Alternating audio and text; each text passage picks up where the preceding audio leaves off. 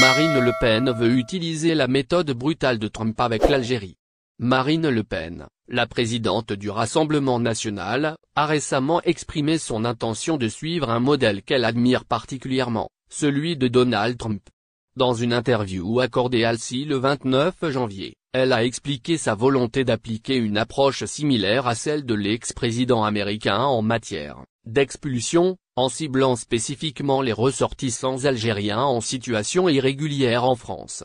Cette déclaration s'inscrit dans un contexte où les relations diplomatiques entre la France et l'Algérie sont déjà tendues, et Marine Le Pen semble vouloir durcir le ton. Lors de son intervention, Marine Le Pen a clairement affiché son intention de faire pression sur l'Algérie, s'inspirant d'une situation qui a marqué la présidence de Donald Trump, l'expulsion massive de migrants colombiens. Trump, lorsqu'il faisait face à un refus par Bogota d'accepter des expulsions de citoyens colombiens, avait réagi par des sanctions sévères. Celles-ci comprenaient des augmentations des droits de douane sur les produits exportés vers les États-Unis, ainsi qu'une série de restrictions sur les visas pour les responsables colombiens.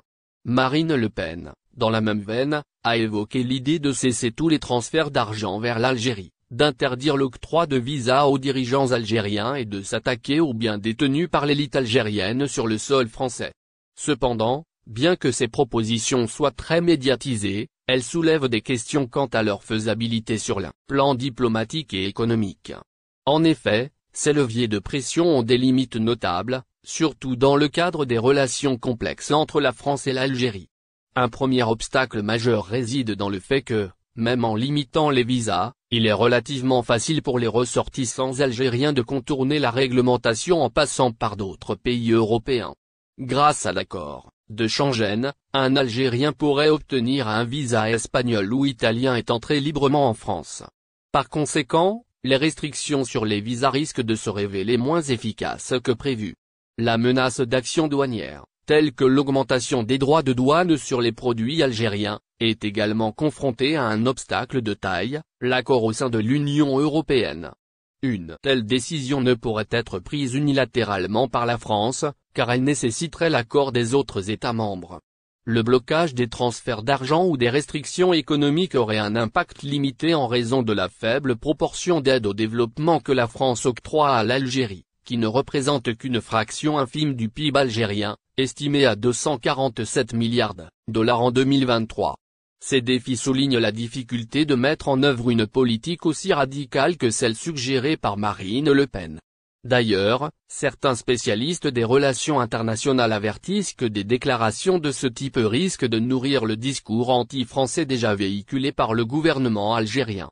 Ce dernier utilise régulièrement l'histoire de la colonisation comme un outil politique pour renforcer son pouvoir interne et pour se positionner face à l'Occident.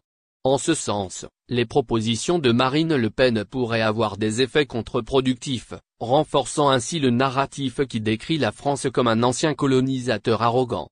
Il est également important de noter que dans cette même interview, Marine Le Pen a fait une remarque sur la colonisation, affirmant que si elle comprenait le désir de certains peuples d'obtenir leur indépendance, elle ne croyait pas que la colonisation ait été un drame pour l'Algérie. Cette position risque de raviver les tensions entre les deux pays, étant donné la sensibilité de cette question dans le discours politique algérien.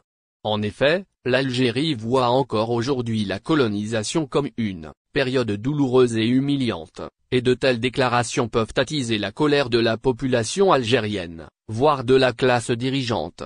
En somme, bien que Marine Le Pen puisse chercher à appliquer une politique de fermeté inspirée de l'exemple de Donald Trump, ses propositions semblent confrontées à plusieurs obstacles pratiques et diplomatiques.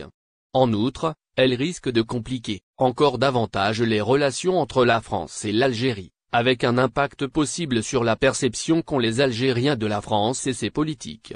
Les enjeux géopolitiques liés à ces propositions sont multiples, et il faudra suivre de près l'évolution de cette situation pour voir si ces idées se concrétiseront dans la politique étrangère. Le ministre français de l'Intérieur multiplie les interventions médiatiques, Retailleau s'acharne contre l'Algérie. Dans sa diatribe clairement anti-algérienne, le ministre de l'Intérieur français, Bruno Retailleau, s'est appuyé sur deux faits essentiels: le refus d'Alger d'accueillir l'influenceur Doualem et les poursuites engagées par la justice algérienne contre Sansal. Qu'est-ce qui pourrait expliquer l'agressivité de Retailleau vis-à-vis de l'Algérie? Le ministre de l'Intérieur français, nommé à ce poste le 21 septembre 2024, ne rate, en effet, aucune occasion pour déverser son fiel contre l'Algérie au point de susciter des réactions de réprobation de la part même de personnalités politiques françaises de divers bords. Retailleau est revenu, avant-hier, à la charge dans un contexte marqué par de fortes tensions entre Alger et Paris, attisé notamment par l'affaire de l'écrivain franco-algérien Boualem Sansal, mis en examen par la justice algérienne pour atteinte à l'intégrité territoriale du pays. Invité sur le plateau de BFM TV, il a ainsi souhaité la fin de l'accord franco-algérien de 1968 relatif aux conditions d'entrée en France des ressortissants algériens. Ce n'est pas la première fois que Retailleau dénonce les termes de cet accord, au demeurant défavorable en partie aux Algériens qui se rendent en France. En premier lieu, les étudiants algériens. Un accord qui, rappelons-le, écarte les Algériens du droit commun en matière d'immigration. Il faut le remettre sur la table, a-t-il dit, tout en dénonçant, selon lui, l'agressivité d'Alger vis-à-vis de Paris, répétant à satiété que la France avait été humiliée, lorsque l'Algérie a refusé l'entrée sur son territoire d'un influenceur algérien expulsé de France. Retailleau ne voit aucun inconvénient à faire dans le mélange des genres.